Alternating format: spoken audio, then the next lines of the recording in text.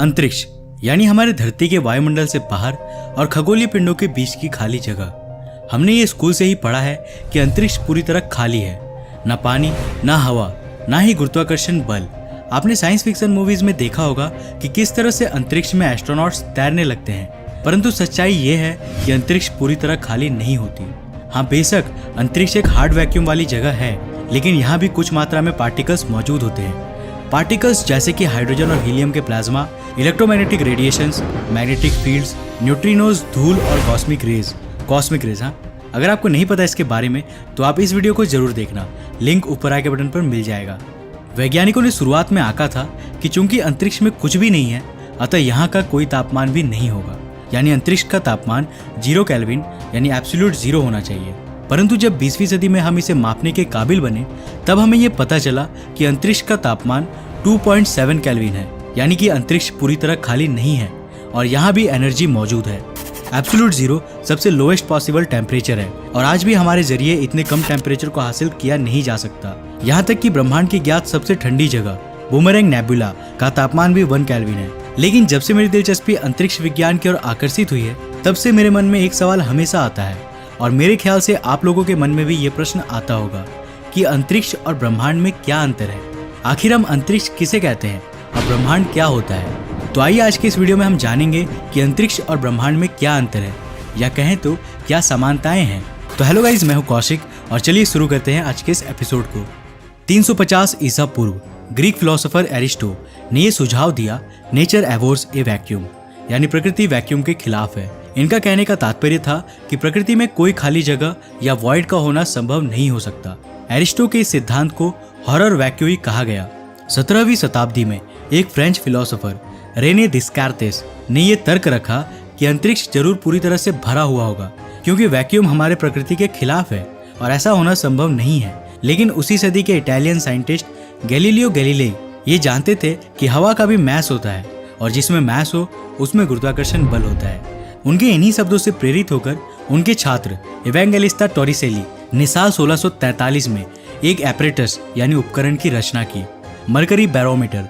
ये एक ऐसा उपकरण था जिसके जरिए वायुमंडलीय दबाव यानी एटमॉस्फेरिक प्रेशर को मापा जा सकता था। फ्रेंच मैथमेटिशियन ब्लेज पास्कल ने यह तर्क दिया कि अगर हवा में मैस है तो ये भी दबाव डालेगा और बैरोमीटर में मरकरी अपने निश्चित कॉलम पर बना रहेगा, जो था आधार से 76 सेंटीमीटर ऊपर तक। लेकिन कम एटमॉस्फेरिक प्रेशर वाले जगह पर जाने से बैरोमीटर में मरकरी का कॉलम छोटा होना चाहिए। इसे देखने के लिए साल 1648 में ब्लेज पास्कल के साले फ्लोरिन पेरियर बैरोमीटर को लेकर फ्रांस के एक पर्वत पर चढ़ाई की और उन्होंने ये पाया कि ऊंचाई पर जाने से मरकरी का कॉलम छोटा हो रहा था, यानी ऊंचाई पर एटमॉस्फेरिक प्रेशर कम था। इसके बाद साल 1650 जर्मन साइंटिस्ट ओटो वॉन गुइरिक ने पहली बार एक खास उपकरण की रचना की, एक वैक्यूम पंप। परंतु ये उपकरण इतना खास क्यों था? ये प्राचीन भौतिक शास्त्रियों द्वारा दिए गए सिद्धांतों को झुठलाने वाला था। एरिस्टो ने अपने सिद्धांत हॉरर वैक्यूई में कहा था कि प्रकृति में वैक्यूम संभव नहीं है, लेकिन इस जर्मन साइंटिस्ट द्वारा बनाए गए वैक्यूम पंप ने इस सिद्धांत को गलत साबित कर दिया और इन्होंने ही आगे चलकर ये बताया कि हमारी धरती का वायुमंडल इसे एक खोल की तरह घेरे रखा है, जिसकी डेंसिटी ऊंचाई पर जाने से कम होती है।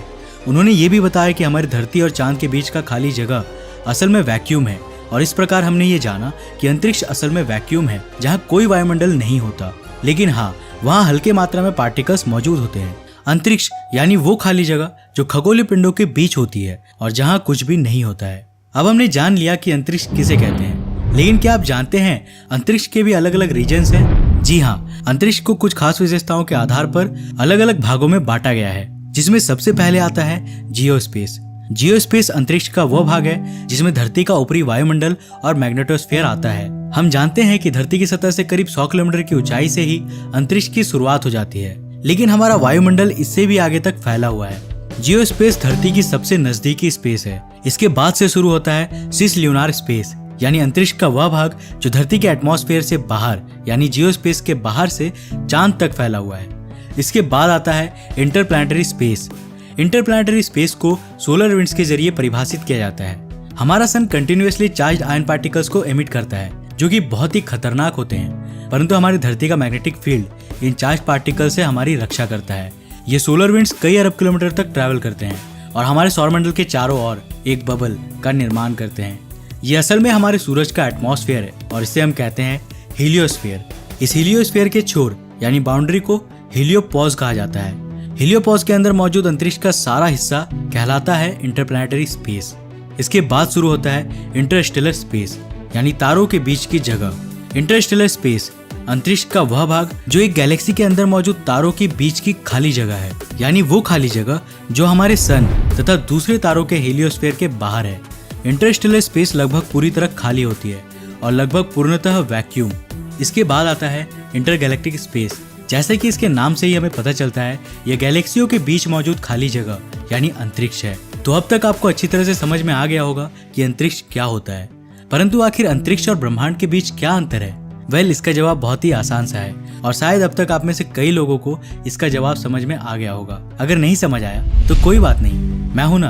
तो जैसा कि मैंने बताया कि अंतरिक्ष उस खाली जगह को कहते हैं जो खगोलीय पिंडों, तारों और गैलेक्सियों के बीच मौजूद होती है, लेकिन ब्रह्मांड इस संपूर्ण संसार को कहते हैं। बिग बैंग के बाद जन्मा हर एक चीज ब्रह्मांड के अंदर आता है, यानी ब्रह्मांड या यूनिवर्स उस पूरे कलेक्शन को कहते हैं जिसके अंदर अंतरिक्ष, समय, प्लैनेट्स, स्टार्स, गैलेक्सीज, सारे मैटर्स, सारी एनर्जी आती है। हम संपूर्ण ब्रह्मांड को तो नहीं देख सकते, इसलिए हम ऑब्जर्वेबल यूनिवर्स शब्द का उपयोग करते हैं, यानी ब्रह्मांड का वह भाग जहां तक हम देख सकते हैं। तो उम्मीद है कि अब आपको अंतरिक्ष और ब्रह्मांड के बीच का अंतर समझ में आ गया होगा। तो आज के लिए बस इतना ही। अगर आपको ये वीडियो पसंद आया तो इसे लाइक करने के साथ साथ अपने फ्रेंड्स और फैमिली के साथ शेयर करें। अगर आपने अभी तक हमारे नए चैनल आई एम कौशिक को सब्सक्राइब नहीं किया है तो उसे भी सब्सक्राइब कर लें, लिंक डिस्क्रिप्शन में है। अगर आप नए हो इस चैनल पे तो ऐसे ही और इंटरेस्टिंग वीडियोस के लिए चैनल को सब्सक्राइब करने के साथ साथ नोटिफिकेशन बेल को भी ऑन कर ले। मैं मिलता हूँ एक और नए वीडियो के साथ, तब तक के लिए जय हिंद, बाय।